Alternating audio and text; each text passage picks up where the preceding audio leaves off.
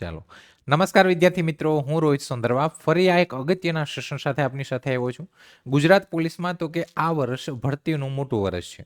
ગયા વર્ષે જો કે કોન્સ્ટેબલ પીએસઆઈની ભરતી આવી, પણ આ વખતે કોન્સ્ટેબલ પીએસઆઈની ભરતી તો આવી, પણ સાથે સાથે તો કે ટેકનિકલ ભરતી, જેની આપણે ઘણા ટાઈમથી રાહ જોતા હતા. એટલે કે વાયરલેસ પીએસઆઈ છે, ટેકનિકલ ઓપરેટર છે, એની પણ સારી એવી જગ્યાઓ આવી. હવે એકંદરે જોઈએ તો બંને ભરતીમાં ઘણો બધો ફરક છે. કે જનરલ ભરતીમાં તમે જુઓ તો તમારે પહેલા પીઈટીમાં જવું પડે, એટલે કે તમારે દોડ, રનિંગ બધું પાસ કરવું પડે. એના પછી તમારે એક્ઝામમાં આવવાનું, અને ત્યાં પણ એકંદરે કોમ્પિટિશન તો કે જનરલ એટલે કે મોટા પાયે કોમ્પિટિશન હોય. એ આપણે હમણાં જોઈ લીધું કે પીએસઆઈમાં જે ગ્રાઉન્ડ પાસ થયા છે એ લોકો લિસ્ટ આવ્યું, એટલે આપણે જોઈ લીધું કે ક્યાંય ને ક્યાંય અંશે ગયા વખત કરતાં પણ ગ્રાઉન્ડમાં લોકો છે, છોકરાઓ જે છે એ વધારે પાસ થયા છે. તો કોમ્પિટિશન તો છે ને, એવું જ કોમ્પિટિશન કોન્સ્ટેબલમાં રહેશે. પણ એની સાઈડમાં એક અધર વ્યૂથી આપણે જોઈએ તો કે ભાઈ તમારા માટે બેનિફિટ એ છે કે તમે એક ટેકનિકલ કોર્સ કર્યો છે, તમે બીજા બધાથી કંઈક અલગ ડિગ્રી લીધી છે, ને એ જ ડિગ્રી બેઝ ઉપર તો કે એ જ ડિગ્રી બેઝ ઉપર તમે વાયરલેસ પીએસઆઈ અને ટેકનિકલ ઓપરેટરમાં ફોર્મ ભર્યું છે. હવે બેનિફિટ કેટલા છે તો કે પેલા બેનિફિટની વાત કરીએ તો કે જનરલ જે ભરતી છે, તમે ક્યાંય ને ક્યાંય જોયું હશે, આપણા સેશનમાં જોયું હશે, વાંચ્યું હશે કે ક્યાંય ને ક્યાંય જોયું હશે. જનરલ ભરતી માની લો કે 13,591, હાલો જગ્યા વધારે છે, પણ ફોર્મ ફિલિંગ તો કે ફોર્મ ફિલિંગ 10 લાખથી પણ વધારે. હવે એમાં તો કે ઓનલી પીએસઆઈમાં 1,10,000 પાસ થયા, હજી કોન્સ્ટેબલનો આંકડો બાકી છે. એ લોકો પરીક્ષામાં જશે, એટલે પરીક્ષામાં પણ તમારું લાખોમાં, એટલે કે લાખમાં તમારી ગણતરી, ને એમાં તમારું કોમ્પિટિશન છે. તમારે હજારોમાં આવવાનું છે, પણ તોય તમારે લાખોમાં તૈયારી કરવાની છે. સામે વાત કરીએ તો કે અહીંયા આ જ ભરતીની વાત કરીએ, વાયરલેસ પીએસઆઈ અને ટેકનિકલ ઓપરેટરની, તો વાયરલેસ પીએસઆઈમાં એ જ તમે પીએસઆઈ જ રહેવાના. તમે પહેલા પણ પીએસઆઈ થવાના, આ પણ પીએસઆઈ જ 2 સ્ટાર જ આવશે. ફરક તો કે ફરક કંઈ નથી, પોલીસ ખાતામાં જ તમે જાઓ છો, પણ અહીંયા પગાર તો કે પગાર પહેલામાં 49,600, અહીંયા પણ 49,000 ઉપર છે, તો પગાર સારો છે.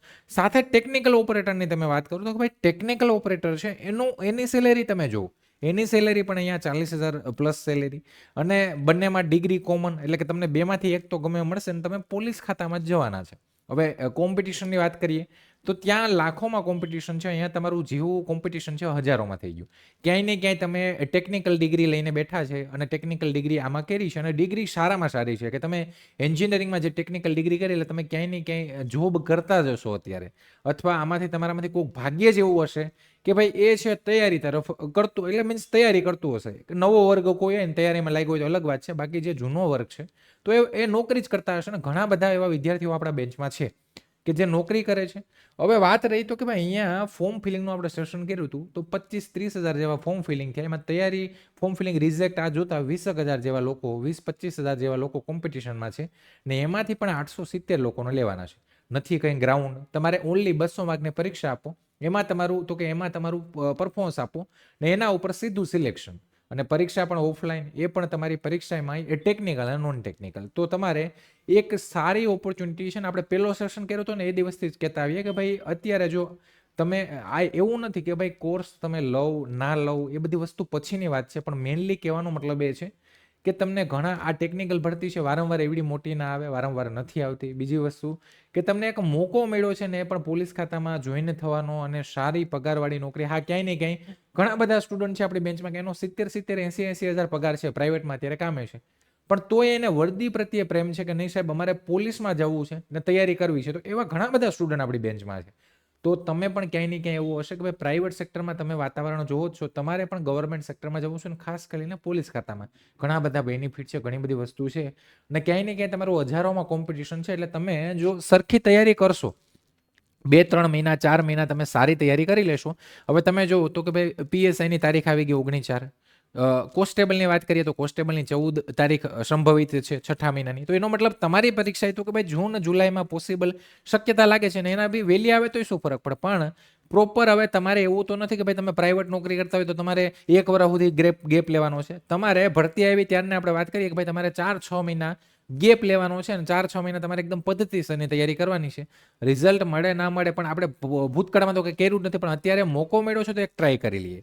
તો અહીંયા તો કે ભાઈ એક સારી ઓપોર્ચ્યુનિટી છે, અને આ કહેવાની વાત નથી, ચણાના ઝાડ ઉપર ચડાવવાની વાત નથી, જીવતું જાગતું ઉદાહરણ છે, અને છે ને જોઈએ છે, કરવાવાળા કરે છે. એટલે તમારા બેનિફિટ માટે છે, તમે કરો ના કરો, તમને મળશે નહીં મળે તો એમાં શું છે ભાઈ, અમે તો તમને કહી શકશું કે આવી રીતના કરો, તમારા માટે ચાન્સ છે. હા, ક્યાંય ને ક્યાંય તો કે ભાઈ આમાં ઘણા લોકોને એવો અફસોસ થતો કે અમારી પાસે આ ડિગ્રી નથી ને, અમારી પાસે આ વસ્તુ નથી ને, બાકી તો આને પાડી દે. તો ભાઈ જેની પાસે તમારી પાસે તો છે, તો તમે એની કંઈક વેલ્યુ કરો, તમે પણ એનું જોવો. અત્યારે તમે જોવો બહારની સાઈડ ગવર્મેન્ટમાં અને કેવું કોમ્પિટિશન છે, તો તમારા માટે એક સારી ઓપોર્ચ્યુનિટી છે. અહીંયા જોઈએ તો કે ભાઈ વાયરલેસ પીએસઆઈ ટેકનિકલ ઓપરેટરની ભરતી છે. અહીંયા આગળ વાત કરીએ તો કે ભરતીમાં કુલ 870 જગ્યા, જેમાં પોલીસ સબ ઇન્સ્પેક્ટરની 172 જગ્યા અને ટેકનિકલ ઓપરેટરની 698. જે 200 માર્કનું પેપર છે, એમાં જેનું સારા માર્ક્સ હશે, મેરિટમાં સારા હશે, એને પ્રેફરન્સ મળશે, એટલે કે એને પીએસઆઈની પોસ્ટ મળશે. જે આગળના લોકો હશે ને, જેને મેરિટમાં સારા માર્ક હશે, એના બાકીનાને આપણે ટેકનિકલ ઓપરેટર મળશે. પગાર ધોરણ જોઉં તમે 49,600 પીએસઆઈમાં 5 વર્ષ માટે ફિક્સ છે અને ટેકનિકલ ઓપરેટરમાં 40,800 5 વર્ષ માટે ફિક્સ છે. અત્યારે 8મો પગાર પંચ પણ આ 5 વર્ષમાં આવી જશે, એટલે ક્યાંય ને ક્યાંય તમારો પગાર ધોરણ સારું થઈ જશે. ભલે તમે ફિક્સેશનમાં રહો, ફિક્સેશન પતે પછી પણ સારું છે. અને પોસ્ટ પોલીસ ખાતામાં કઈ રીતના નોકરી, કેવો ક્રેશ છે તમે જાણો છો. આગળ વાત કરીએ લાયકાત, તો અહીંયા મેનલી તો કે ટેકનિકલ જે પોર્શન છે એ જ ઇમ્પોર્ટન્ટ છે. અહીંયા જો તમે એન્જિનિયરિંગ છે, ટેકનોલોજીમાં તમે ડિગ્રી એટલે કે બીટેક કર્યું હોય એની ડિગ્રી અનિવાર્ય છે અને 4 વર્ષની ડિગ્રી હોવી જોઈએ. વિષયો તો કે ઇલેક્ટ્રોનિક્સ અને કોમ્યુનિકેશન જે લોકો છે એણે અહીંયા ફોર્મ ભર્યું હશે, આઈટી વાળાએ ભર્યું હશે, સાથે કોમ્પ્યુટર સાયન્સ વાળા અને કોમ્પ્યુટર એન્જિનિયરિંગ વાળા છે એમણે પણ ફોર્મ ભર્યું હશે. હવે આ ડિસાઇડિંગ ફેક્ટર એ માટે છે કે માની લો કે મેં ઇલેક્ટ્રોનિક કોમ્યુનિકેશનમાં ડિગ્રી કરી છે, તો મારું જે કોમ્પ્યુટર એન્જિનિયરિંગ છે, ક્યાંય ને ક્યાંય આઈટી છે, કોમ્પ્યુટર સાયન્સ છે, એનો પોર્શન એ પરીક્ષામાં આવવાનો છે. તો મારું એ થોડું વીક હોય, કેમ કે મેં જેમાં ડિગ્રી કરી હોય એનો અધર સબ્જેક્ટ, હા ભલે જો મારી રિલેટેડ જ લાઈન છે એટલે એન્જિનિયરિંગની, પણ એમાં ક્યાંય ને ક્યાંય વીક હોય ને આ જ વસ્તુ બધાને છે. જે આપણે પ્રોબ્લેમ થાય છે બધાને આ જ પ્રોબ્લેમ થશે. એટલે એનો મતલબ કે તમારે આ બધાને સાથે લઈને ચાલવા પડે, ત્યારે તમે ટેકનિકલમાં સારું પરફોર્મ કરી શકો. હવે અહીંયા વાત કરીએ વયમર્યાદા 35 વર્ષ સુધીની હતી, તો ફોર્મ ફિલિંગ થઈ ગયા, ઉપર છૂટછાટ હતી. મેનલી આ છે, તમારી પરીક્ષા જે આવશે એ 200 માર્કની પરીક્ષા હશે, ઓબ્જેક્ટિવ ટાઈપ હશે, આ એમસીક્યુ હશે. 200 માર્કની પરીક્ષામાં તમને 3 કલાક સમય મળશે અને આમાં નેગેટિવ માર્કિંગ એ હશે. અહીંયા વાત કરીએ તો કે અહીંયા 2 પાર્ટ હશે. 200 માર્કની આ જે તમારી 3 કલાકની પરીક્ષા છે, એ 3 કલાકમાં તમને જે 200 માર્કનું આખું પેપર હશે એમાં 2 પાર્ટ હશે. પાર્ટ એ જે છે 80 ગુણનો હશે, પાર્ટ બી છે 120 ગુણનો હશે. હવે પાર્ટ એ છે જે 80 ગુણનો, એમાં રીઝનિંગ છે, ગણિત છે, બંધારણ છે અને કરંટ અફેર છે. જ્યારે બાકીનો પોર્શન છે 120 માર્ક, એ તમારું ટેકનિકલ છે. અને આ ટેકનિકલમાં તો કે ટેકનિકલમાં જેટલી પણ આ એન્જિનિયરિંગ વાળા જે લોકોએ ફોર્મ ફિલિંગ માટે જે લોકોને એલિજિબલ હતા, એ બધી લાઈનનું પૂછાશે. હવે ક્યાંય ને ક્યાંય આપણો એક વીક પોઈન્ટ એ હોય કે ભાઈ મેં જેમાં સ્પેશિયાલિસ્ટ ડિગ્રી કરી હોય એનો અધર રિલેટેડ સબ્જેક્ટ એમાં ક્યાંય ને ક્યાંય હું વીક હોય. અને જે લોકોએ કોમ્પ્યુટરમાં એન્જિનિયરિંગ ના કર્યું હોય તો એને કોમ્પ્યુટર છે થોડું ડિફિકલ્ટ લાગે. તો એનો મતલબ એ થાય કે ટેકનિકલ એક ઇમ્પોર્ટન્ટ ફેક્ટર બનશે. બીજો અહીંયા હું રિઝનિંગની અને કોન્ટની વાત કરું, ગણિતની, તો ભાઈ તમે સાયન્સ બેકગ્રાઉન્ડથી રિલેટેડ છો એટલે મને નથી લાગતું કે ભાઈ રિઝનિંગ અને કોન્ટમાં કોઈને તકલીફ થાય. ગણિત રિઝનિંગ તો કે તમે સાયન્સ કરીને આવ્યા હોય એટલે એનો મતલબ મને એવું લાગે ત્યાં સુધી રિઝનિંગ કોન્ટ તો તમારે ખાલી એક વખત જોવું પડે, રિવિઝન ટાઈપ કરવું પડે. બંધારણ છે એ સ્ટેટિક પોર્શન છે, લિમિટેડ પોર્શન છે કે તમે 1 થી 2 વાર વાંચી લો એટલે આ તમારું ક્લિયર કટ થઈ જાય. હા કરંટ છે તો કરંટ અફેર તો કે એ રેગ્યુલર બેઝ ઉપર જોવું પડે, અને કરંટમાં તો બધાના તૂટે, ક્યાંથી હું આવે કંઈ નક્કી ના હોય, તો કરંટ આપણે રેગ્યુલર બેઝ ઉપર. એટલે પાર્ટ એમાં એકંદરે તો કે ભાઈ પાર્ટ એમાં એકંદરે તમે જેવા માર્ક લાવશો એવા જ બધા વિદ્યાર્થીઓ લાવશે, એટલે કે મેનેજેબલ થશે.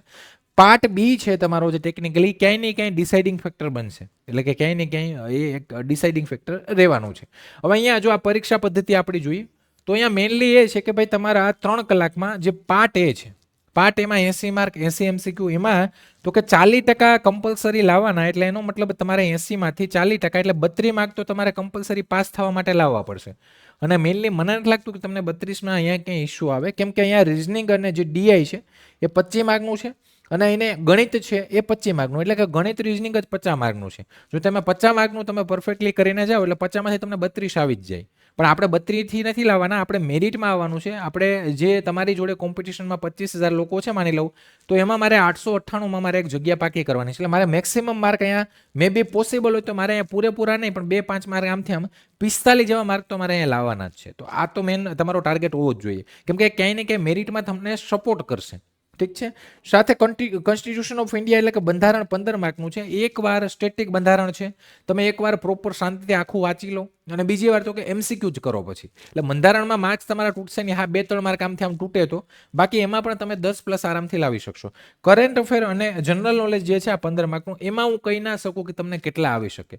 પણ કરંટ અફેર મેનલી માની લો કે કરંટ અફેર 10 માર્કનું પૂછ્યું એમાં, તો કરંટ અફેરમાં તમે કેવું વાંચ્યું છે, એટલે 15 માર્ક આ એવા છે કે આની ઉપર વધારે તમારે એટલી બધી મહેનત કરાય નહીં. Current affair normally daily base ઉપર વાંચતા રહો, અને સ્ટેટિક જીકે જે છે કે જનરલ નોલેજ એ પ્રીવિયસ તમે પીએસઆઈ કોન્સ્ટેબલનું પેપર જોઈ લો કે કઈ ટાઈપનું પૂછ્યું છે, એટલે તમને થોડો આઈડિયા આવી જશે. હવે આ 80 માર્કમાં તો કે મેક્સિમમ માર્ક અહીંયા તમારે સ્કોર કરવા પડશે. અને અહીંયા એકંદરે તો કે ભાઈ તમારામાંથી જે તૈયારી કરવા વાળો વર્ગ છે ને જેને તૈયારી કરવી છે એને અહીંયા ઇશ્યુ નહીં આવે એટલો બધો. એનું રીઝન છે કે તમે ક્યાંય ને ક્યાંય સાયન્સ બેકગ્રાઉન્ડથી રિલેટેડ છો, અને તમારું તો કે તમારો આ બેઝ જે છે એમાં કંઈ ઇશ્યુ એટલો બધો પ્રોબ્લેમ નહીં આવે. એટલે અહીંયા તો કે પણ તોય તમારે મેક્સિમમ માર્ક લાવવાના છે, જે તમને મેરિટમાં ક્યાંય ને ક્યાંય ઉપયોગી થશે. આગળ વાત કરીએ તો કે મેનલી ડિસાઇડિંગ ફેક્ટર આ રહેશે પાર્ટ બી, જેમાં 120 માર્ક ને 120 એમસીક્યુ છે.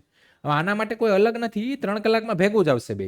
હવે અહીંયા તો કે 40%, અહીંયા પણ 120માંથી લાવવાના, એટલે 48 માર્ક તો કમ્પલસરી તમારે આમાં 48, આગળમાં 32, અને 200માંથી 80 તો હોવા જ જોઈએ બેમાં પાસ થઈને, પછી તમારું મેરિટ અટકે. હવે અહીંયા વાત કરીએ તો કે 40% કમ્પલસરી લાવવાના. જો હવે અહીંયા મેન વસ્તુ શું છે કે અહીંયા તમારે ઈસીનું કરવાનું છે, અહીંયા ડીઈનું એટલે કે ડિજિટલ ઇલેક્ટ્રોનિક્સ એ કરવાનું છે, ઇલેક્ટ્રોનિક્સ નેટવર્ક કરવાનું છે, કોમ્યુનિકેશન એન્જિનિયરિંગ કરવાનું છે, સાથે તો કે કોમ્યુનિકેશન એપ્લિકેશન કરવાનું છે.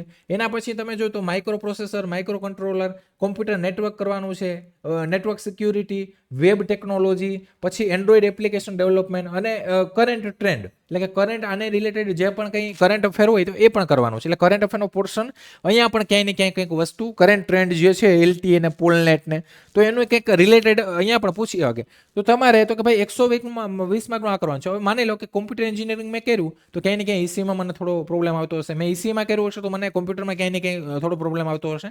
એટલે અહીંયા તો કે આ થોડું ડિસાઇડિંગ ફેક્ટર રહેશે. 120 માર્કમાં તમે જેટલા મેક્સિમમ લાવશો, અહીંયા તો કે અહીંયાથી તમારું મેરિટ છે 898માં તમારી જગ્યા, જે 800 ને ઉપર જગ્યાઓ જે છે એમાં તો કે 800 ની ઉપરની જે જગ્યાઓ છે એ તમને અહીંયા, એટલે કે મીન્સ જગ્યાઓમાં તમારું સિલેક્શન આ પાકું કરશે. હવે મેઇનલી હું એક કહું કે આ ટેકનિકલ પોર્શન છે. હવે ટેકનિકલ પોર્શન એટલે તો હું તમને એમ કહું કે ભાઈ અમારી પાસે એક ફેકલ્ટી છે અને આ બધું ભણાવી દેશે, તો પોસિબલ છે? તો ભાઈ એવું પોસિબલ હો તો તમે જ ઇઝીલી પરીક્ષા ન પાસ કરી લો, તો હું જ ઇઝીલી પરીક્ષા ન પાસ કરી લો કે ભાઈ મેં 1 ડિગ્રી કરી, પણ અહીંયા એવું નથી ચાલવાનું. અહીંયા 1 ડિગ્રી તો નહીં ચાલે. એટલે એનો મતલબ કે ભાઈ મલ્ટિપલ ફેકલ્ટી જોઈએ, અને એવી ફેકલ્ટી કે જે છે ટેકનિકલ, એટલે કે આ જે વિષયો છે એમાં તો કે એમાં નિષ્ણાત હોય. નિષ્ણાત એટલે તો કે એનો મતલબ એમાં ભણેલી હોય. પેલું તો કે એમાં એ ભણેલી હોય, એમાં ભણેલી હોય, સાથે સાથે તો કે એમાં ભણાવતી હોય, એમાં તો કે એ વિષયમાં ભણાવતી હોય, તો જ આ વસ્તુ થઈ શકે. હવે હું તમને એમ કહું કે ભાઈ આમાંથી મને કોઈ, હું ગણિત રિઝનિંગ લઉં છું, ઠીક છે, સાથે સાથે તો હું કોમર્સના વિષય લઉં છું, કેમ કે હું કોમર્સ કરીને આવ્યો છે.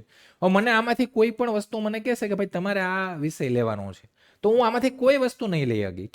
કેમ કે ભાઈ હું કોમર્સ કરીને આવ્યો છે, અને સાથે તો કે મારે તો કે મને ગણિત રિઝનિંગ આવડે છે, હાલો એ હું કરી લઉં. તમે મને કોઈ ભાષાનો વિષય આપો, કોઈ જીકેનો વિષય આપો તો હું કરી દઈ. તમે મને ગુજરાતી ઇંગ્લિશ આપશો તો હું કરી દઈ. પણ આ એન્જિનિયરિંગ મારી લાઈન જ નથી, તો હું ભણાવી જ નહીં શકી. એનો મતલબ તો કે મારે એન્જિનિયરિંગ ભણાવવા માટે કોઈ વસ્તુ જોતી હોય તો એના માટે કોઈ એન્જિનિયરિંગમાં સ્પેશિયાલિસ્ટ ડિગ્રી હોય, ને કોઈ ભણાવતો હોય ને એવો જ ભણાવી શકાય. હવે આમાં હું એમ કહું કે મારે એવી ફેકલ્ટી રાખવી કે ભાઈ ચાલો ને કોઈક તમે એન્જિનિયરિંગ કર્યું તો એન્જિનિયરિંગ પૂરું થઈ ગયું તો કે હા ગયા વર્ષે પૂરું કર્યું, હાલો આવતા રહો તમે, આપણે ભણાવવાના છે છોકરાને, તો એ ભણાવી શકે?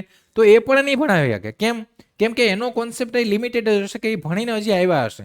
તો એનો મતલબ એ છે કે મારો કહેવાનો મિનિંગ એ છે કે ભાઈ અહીંયા તમને એક્સપ્લેનેશન એવી વ્યક્તિ જ કરી શકશે કે જે છે એ સેપરેટ જે ટોપિક છે ને સેપરેટ જે સબ્જેક્ટ છે એના રિલેટેડ એનો નોલેજ હોય. ને એ જ પ્રકારની ફેકલ્ટી છે એ આપણી ફેકલ્ટી અત્યારે આમાં જે બેન્ચ છે એમાં તો કે એમાં અત્યારે સ્ટડી કરાવે છે. 27 જાન્યુઆરીથી આપણે આ બેન્ચ ચાલુ થઈ ગઈ છે, અને સારામાં સારો પ્રતિસાદ મળ્યો છે બેન્ચમાં. એમાં ઘણા બધા વિદ્યાર્થીઓ છે એને રજીસ્ટ્રેશન કર્યું છે, અને 27 જાન્યુઆરીથી આજની તારીખ સુધી ફેકલ્ટી રિલેટેડ અને કોઈ પણ ઇસ્યુ આપણે જોવા મળ્યો નથી. હા, લેક્ચર ક્યાંય ને ક્યાંય આમ ટાઈમ શિડ્યુલ થતો હોય ને થોડું ઘણું આમ હોય તો એમાં એ અલગ વસ્તુ છે, પણ ફેકલ્ટી રિલેટેડ અત્યાર સુધી એવો કોઈ ક્વેશ્ચન નથી આવ્યો. મેક્સિમમ ઘણા બધા સ્ટુડન્ટ છે, આંકડો તમને હું અહીંયા નહીં કહી, પણ ઘણા બધા સ્ટુડન્ટ છે, સારામાં સારો પ્રતિસાદ છે, અને ઘણા બધા સ્ટુડન્ટે છે આમાં રજીસ્ટ્રેશન કરાવ્યું છે, આપણી બેન્ચમાં અત્યારે અવેલેબલ છે. અને આપણું હતું કે ભાઈ એક રિઝલ્ટ જ્યારે જે તે સમય આવશે ત્યારે આપણે કહીશું કે ભાઈ નહીં, આપણે આમાં રિઝલ્ટ મળ્યું છે ને મળશે જ.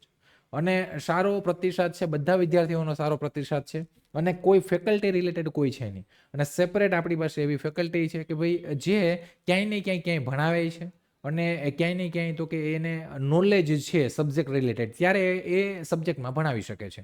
તમે તો કે તમે જે આપણો 6:30 વાગ્યાનો સેશન છે, તમે પ્લે લિસ્ટમાં આપણા યુટ્યુબમાં જશો તો ત્યાં તમને પ્લે લિસ્ટમાં વાયરલેસ પીએસઆઈનો ડેમો લેક્ચર આપ્યા છે. તમે ત્યાં ફેકલ્ટી છે એનું જોઈ લો, કઈ રીતના છે જાણી લો, અને પછી તો કે પછી તમને અનુકૂળ આવે તો તમે કોર્સમાં જોઈન થઈ શકો છો. આપણી પાસે એવી ફેકલ્ટી છે. બાકી એવું નથી કે ભાઈ કોઈને ગમે એને આપણે આવીને કે હાલો ભાઈ તમે કરી દો, તો આ વસ્તુ પોસિબલ નથી. તમે ભાઈ એઝ અ એક પ્રેઝન્ટ કરો છો અને એઝ અ એક એક્સપ્લેનેશન તરીકે જાઓ છો, તો તમને સબ્જેક્ટ રિલેટેડ નોલેજ હોવું જોઈએ, તો જ તમે સારું સમજાવી શકશો. તો મેઇનલી તો કે ભાઈ તમે કરો, તૈયારી કરો છો, અને જો તમારે એમાં પણ પુશઅપ જોઈએ અને થોડો સપોર્ટ જોઈએ તો એના માટે આપણે કોર્સ છે આપણી પાસે, તો એ પણ તમે કરી શકો. બાકી તમે જો ઘરે બેઠા તૈયારી કરી શકતા હોય તો બેસ્ટ છે, બેટર છે. પણ ઘર બેઠા તો કે મેં તમને કીધું આગળ એ પ્રમાણે આવશે, તો કરી શકતા હોય તો એ પણ કરી લો. એવું નથી કે ભાઈ આ બધું સાહેબ હવે તમે તો અત્યાર સુધી મેઇનલી આ ઘણા પછી છે ને આપણે હું જોતો હોય ને, હું એ બધામાં ફરીને જ આવ્યો છે ભાઈ, ને સેન્ટ્રલમાં ને સ્ટેટમાં ને બધામાં આપણે વિડીયોના અંતે ને સોશિયલ મીડિયામાં એક્ટિવ જ હોય. ઘણા બધા કે ભાઈ છેલ્લે તો કે આવી ગયા ને બેન્ચ, એટલે ભાઈ બેન્ચ છે તો એનો મતલબ એવો તો નથી કે તમને હાથ પકડીને હાલો કે નહીં આવવું જ પડશે, એવું તો નથી કે અંદર આમ ઘૂસેડી જ દઈએ છે. મતલબ એવો છે તમે જોઈ લો, જાણી લો, અને તૈયારી તમારે કરવાની છે ને તમારું ફ્યુચર તમારે ડિસાઈડ કરવાનું છે. અને આ તો કે ભાઈ જે વસ્તુ રિયાલિટી છે એ વસ્તુ કહીએ છે. હવે શું કરવું ના કરવું એ આપણે સારી રીતે જાણકાર છે. તમે ક્યાંય ને ક્યાંય તો કે મારા કરતાં જે તમે જે પણ એન્જિનિયરિંગ કરેલા અહીંયા જેટલા વિદ્યાર્થીઓ છે અને જે લોકો આમાં એપ્લાય કર્યું છે, મારા કરતાં પણ એ હોશિયાર જ કહેવાય. કેમ કે હું એટ ધેટ ટાઈમ હાલો મારે સાયન્સ કરવું તો પણ હું ન કરી ગયો, પણ એનો મતલબ તમે ભાઈ ડિગ્રીમાં સાયન્સ કરેલું છે એટલે નોલેજેબલ છે ને. તમે સાયન્સ એટલે કંઈ ઇઝી નથી. સાયન્સ ખાલી પાસ આઉટ કરે ને, મેં કીધું ને, તો એનામાં કંઈ ને કંઈ વસ્તુ હોય કે એ 12 સાયન્સ પાસ કરીને નીકળો હોય ને, 35% ભલે લાવ્યો હોય તો પણ એને સાયન્સ પાસ કર્યું છે, એટલે એનો મતલબ ક્યાંય ને ક્યાંય નોલેજ હોય ને, તમે વિચારી શકો છો એ રીતના. તો જે લોકોને તો કે અહીંયા 11 ટોપિક છે, આ જે લોકોને પદ્ધતિસરની તૈયારી કરવી હોય વાયરલેસ પીએસઆઈ ટેકનિકલ ઓપરેટરની, તો કે આ ટોટલ તમારી સારી જગ્યા છે. 800 ને ઉપર જગ્યાઓ છે.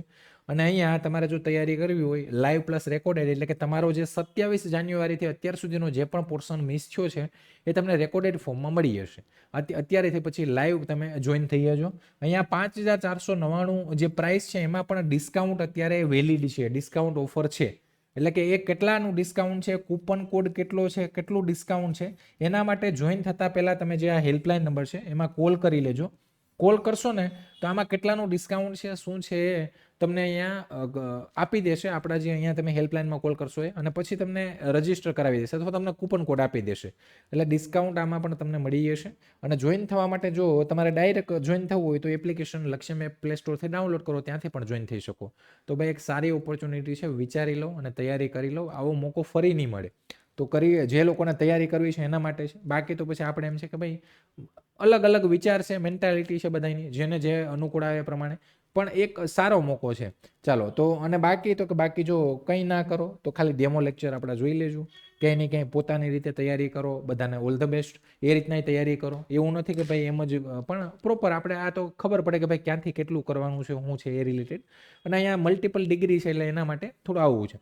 તો ટેલિગ્રામ ચેનલ છે આપણી, ડિસ્ક્રિપ્શનમાં લિંક છે, ત્યાંથી ટેલિગ્રામ ચેનલમાં જોઈન થઈ જજો. કોઈ લેક્ચર છે નવા, કોઈ નવી ભરતીઓ છે, સાથે સાથે તમે ગ્રેજ્યુએટ ડિગ્રી કરેલી છે તો સીસીની ભરતી આવી છે, 6500થી પણ વધારે જગ્યાઓ છે, તો એમાંય ફોર્મ ફિલિંગ કરો. તો એક ગવર્મેન્ટ સેક્ટરમાં જો તમારે જવાની ઈચ્છા હોય ને જે નવો વર્ક છે એને તો કે એને તો હજી પ્રાઇવેટમાં જોડાના નહીં હોય, તો તમારા માટે સારી ઓપોર્ચ્યુનિટી આ વર્ષમાં છે. તો બધામાં ટ્રાય કરતા રહો. ને આવા જ નવા સેશન, નવી માહિતી સાથે અવારનવાર મળતા રહેશું. ત્યાં સુધી રજા લઉં છું. ચાલો તો ફરી કોઈ નવા સેશનમાં આવશું, ફરી નવા સેશનમાં મળીએ. જય હિન્દ, જય ભારત.